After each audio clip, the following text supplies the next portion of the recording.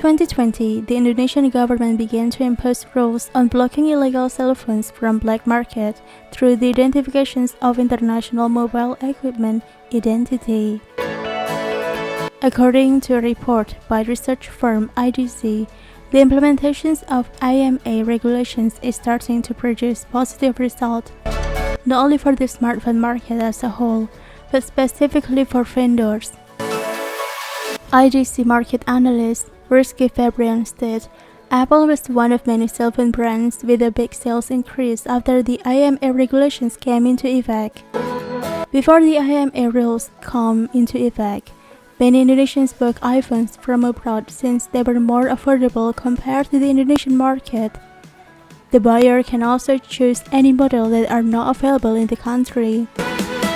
Brisky also estimates that the implementations of the IMEI regulations will affect the growth of cell phone shipment by 2021.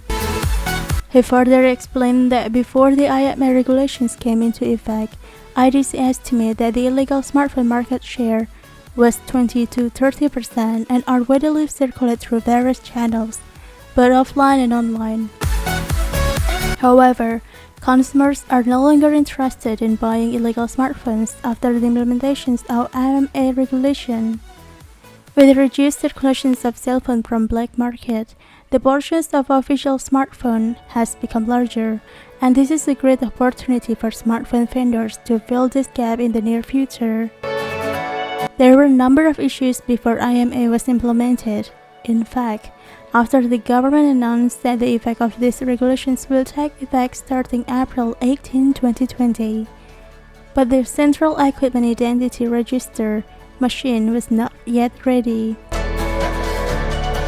The machine contains the IMEI numbers of legal mobile phones in Indonesia. The machine is on the side of the cellular operator, which is then done to block illegal cell phones.